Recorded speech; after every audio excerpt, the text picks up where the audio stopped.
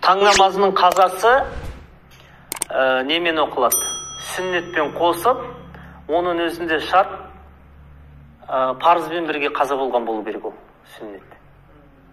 Таңертең мешітке кірдің, таң намазын оқып жатыр, парызға кіріп кеттің де сүннет қаза болды. Ол сүннет түске дейін болды, оқылмайды ол. Парызы өтелді ма? Тек қана сүннеттің қазасын өтеу деген жоқ. Екеуі бірдей қаза болса, сүннет пен парыз. Сол кезінде барып түске дейін. Пайғамбарымыз саллаллаху алейхи вассалам, бұл енді Алланың несі ғой? Хикматы ғой. Пайғамбарымыз саллаллаху алейхи вассалам сапарда келе жатып, сахабилармен түннің ортасы болады, шаршайды барлығы.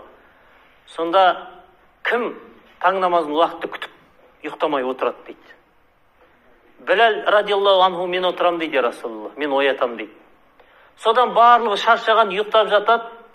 Пайғамбарымыз саллаллаху алейхи вассаламның күннің ыстығынан оянады да, күннің күйдіргенінен оянады. Яғни күн шығып кеткен. Қаза болды таң намазы.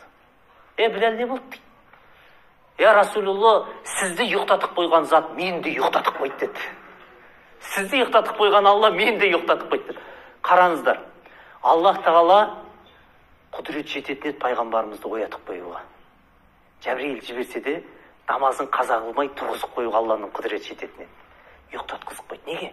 Біз үшін, білу үшін қаза намаз қалай өтеледі. Хадис өйткені жоқ. Қаза намаз туралы.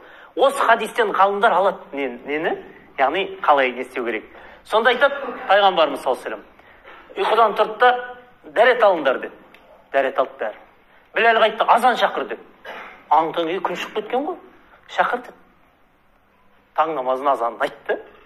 Сосын пайғамбарымыз сыртта 2 рекағат сүннетін оқыды. Барлығы оқыды. Енді бірінші рет болып отыр ғой қаза деген. Сол хадисті риуаят еткен кезінде де солай бір таңғалып тұрып жеткізгенде бізге қызық болды. Қалай ол сүннетін оқыды, кейін қамат айт деп айтты депсе. Кейін білер қамат айт деген.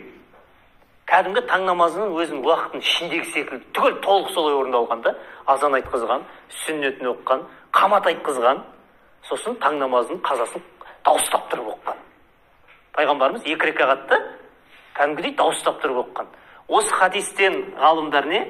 Яғни Аллах тағала бізге дәлел керек болып жатыр да, кейінгі үмметке. Пайғамбарымыз ұйықтатпай тұрғызып қоюға құдірет жететін еді, ұйықтатып қойып жатыр. Неге? Бізге не болу үшін? Дәлел керек. Сонда таң намазының сүннетін бірге қазасын өтеген пайғамбарымыз. Түсінікті? Ғалымдар енді иштихат қылады. Бір ғалымдар сол хадиске сүйеніп, тіпті таң намазының сүннетін уәжіп дегенде ғалымдар бар. Өйткені сүннеттің қазасы өтелмейді, а мына намаздық өтеліп жатыр дейді. Значит, ол уәжіп дегенде пікірлер бар. Намазға келдің, нені парызды оқып жатыр екен, кіріп кеттің намазға, сүннет қаза болды. Енді 2 түрлі нәрсе бар. Болды, қаза болды, тастадың, қалдыру керек, оқымай қою керек деген пікір бар. Жоқ, оқып қойса болады деген пікір бар. Ал енді тағы 3-ші пікір бар, ол не? Таң намазынан кейін нәпіл оқылмайды деген. Мәкрух уақыт. Түсінікті? Бұл жалғыз қателеспесем, жалғыз имам Мұхаммадтың ғана пікірі таң намазының қазасын өтесең болады деген. Түсінікті ме? Қалған ғалымдар болмайды деген.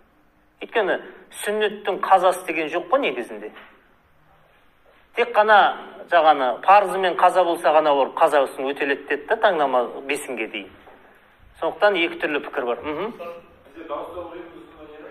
Қазасын дауыстап оқимыз.